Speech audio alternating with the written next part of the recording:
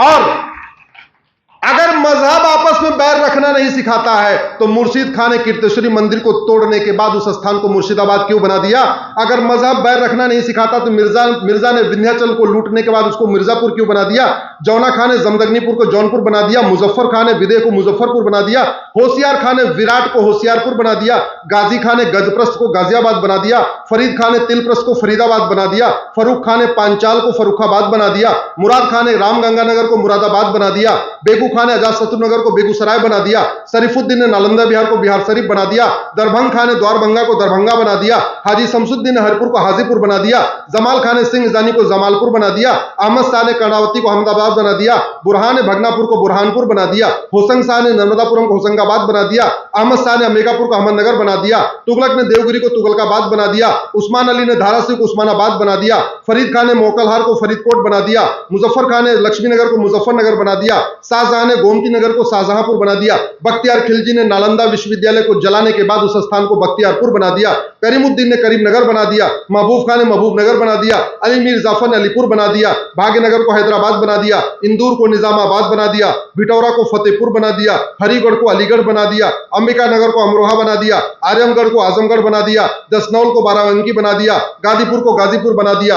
अगर मजहब आपस में बैर रखना नहीं सिखाता है तो हमारे मठ मंदिरों को तोड़ने के बाद, सोना लूटने के बाद उन स्थानों का नाम क्यों बदल दिया? और खास तौर पर उन सारे स्थानों का नाम बदला जिनका वर्णन हमारे वेद, पुराण, उपनिषद, रामायण में है।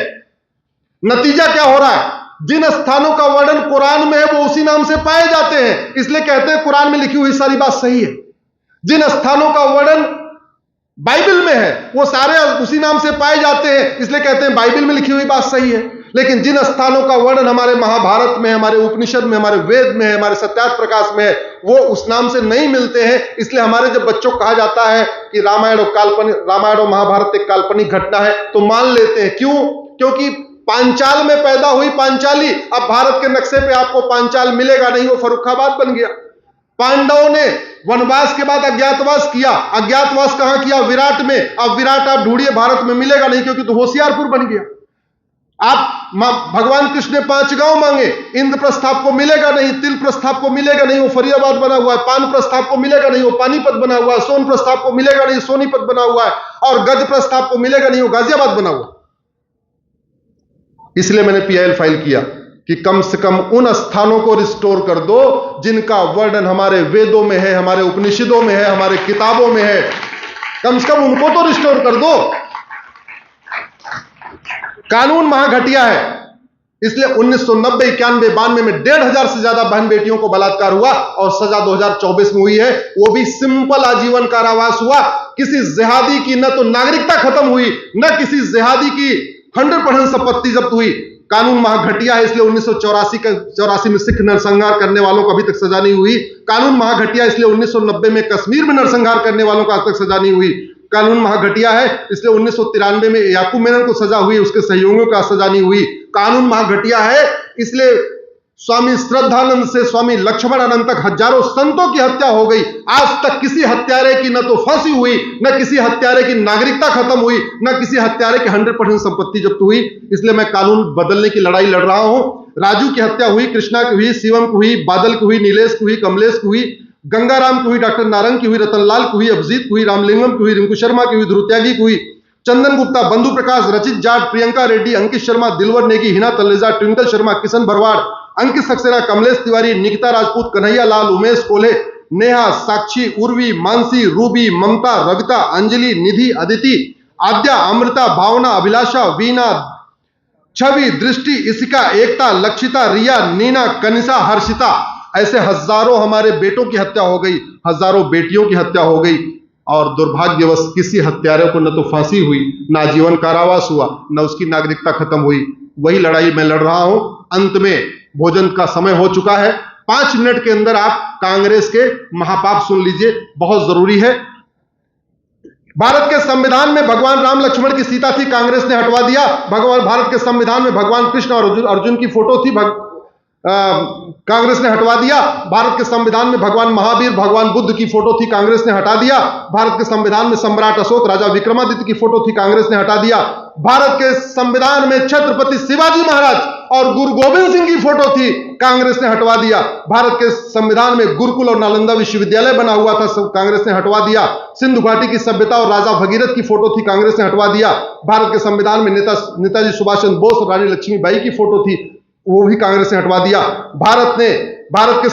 कांग्रेस ने वंदे मातरम को राष्ट्रगान नहीं बनने दिया। कांग्रेस ने भगवा झंडा को राष्ट्रीय झंडा नहीं बनने दिया। कांग्रेस ने भारत का नाम इंडिया रखवाया, हिंदुस्तान रखवाने की बजाय। कांग्रेस ने सरदार पटेल को प्रधानमंत्री नहीं बनने दिया। कांग्रेस ने बाबा साहब को इस्तीफा देने के लिए मजबूर किया। कांग्रेस ने श्यामा प्रसाद जी को इस्तीफा देने के लिए मजबूर किया। कांग्रेस ने गुलामी का नाम नहीं बदला, गुलामी का निशान नहीं बदला, गुलामी की कुरीतियां नहीं बदली, गुलामी की कुप्रथाएं नहीं बदली। आज भी अगर आप जहाज पे जाएंगे तो उस पे वीटी लिखा रहता है। किसी भी जहाज पे जाइएगा तो फोटो खींच के डालिएगा वीटी। वीटी का मतलब होता है विक्टोरिया टेरिटरी। हमने उसको चैलेंज किया है, मामला कोर्ट में चल रहा है। हमने कहा ये वीटी हटाया जाए, लेकिन अब बीटी मिल ही नहीं रहा है, क्योंकि बीटी कोई और ले गया। समस्या ये है, 1950 में बीटी अवेलेबल था, लेकिन बीटी लिया नहीं। उनको बीटी अच्छा, उनको विक्टोरिया जी अच्छी लगती थी, नेहरू जी को, तो उन्होंने बीटी कंटिन्यू किया। आज की सरकार चाह रही है बीटी हट जाए, लेकिन बीटी मिल नहीं रहा, बीटी है ही नहीं, अवेलेबल नहीं है, उसको भूटान ले गया। कांग्रेस ने गुलामी की शिक्षा को प्रमोट किया, कांग्रेस ने मदरसों को प्रमोट किया, कांग्रेस ने मिशनरी स्कूलों को प्रमोट किया, कांग्रेस ने गुलामी की चिकित्सा को प्रमोट किया, गुलामी की कुरीतियों को प्रमोट किया, गुलामी की कुप्रथाओं को प्रमोट किया।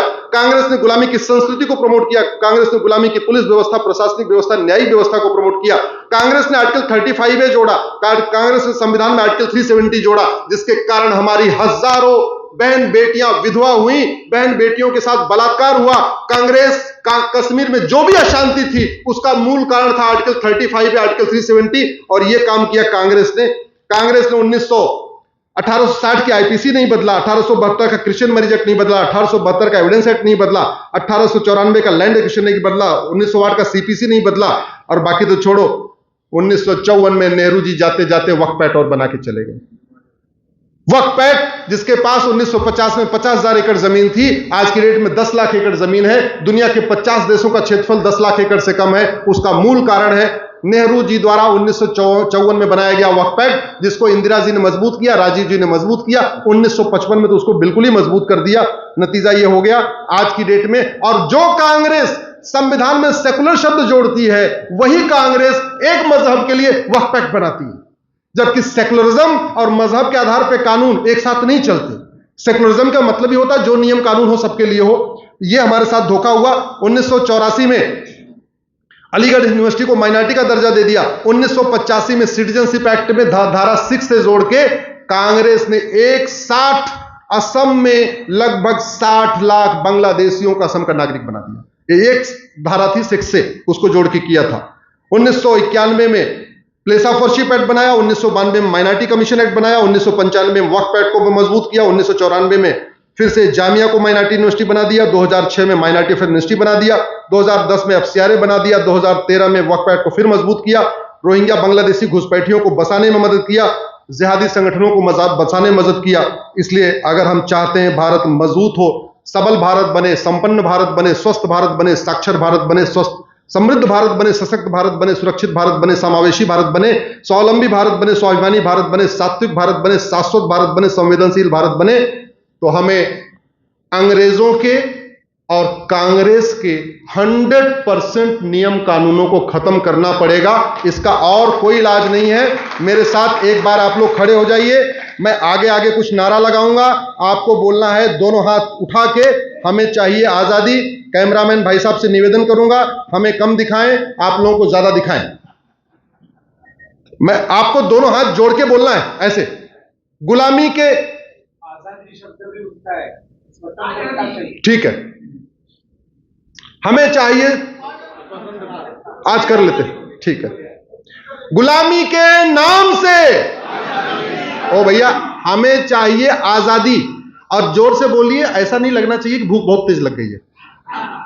गुलामी के नाम से, गुलामी के निशान से, गुलामी के इतिहास से, गुलामी की कुरीतियों से, गुलामी की कुप्रथाओं से, गुलामी की शिक्षा से, गुलामी की चिकित्सा से, गुलामी की पुलिस व्यवस्था से, गुलामी की न्याय व्यवस्था से, घूसखोरी कमीशन खोरी से, नशा तस्करी मानव तस्करी से, माओवाद नक्सलवाद से, जिहाद मजहबी उन्माद से, रोहिंग्या बांग्लादेशी घुसपैठ से, मजहबी उन्माद से, लव जिहाद लैंड जिहाद से, मजहबी बोर्ड मजहबी ट्रिब्यूनल से। बहुत बहुत धन्यवाद, बहुत बहुत आभार। मैं आप सबको फिर से धन्यवाद देता हूं, आभार व्यक्त करता हूं। आपने मुझे बुलाया, आप इतनी देर रहे, समय की मर्यादा थी, इसलिए मैंने अपनी बात कंप्लीट कर दिया। राजेश जी लगातार उधर पीछे से दिखा रहे थे मुझे हाथ, फिर भी मैंने थोड़ा मर्यादा को क्रॉस किया। बहुत बहुत धन्यवाद।